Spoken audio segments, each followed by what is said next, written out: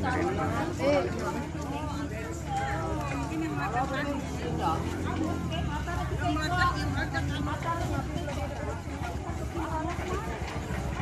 Hai pemirsa Sri Popo TV, jangan lupa komen, like, dan subscribe, serta tonton terus berita-berita terupdate lainnya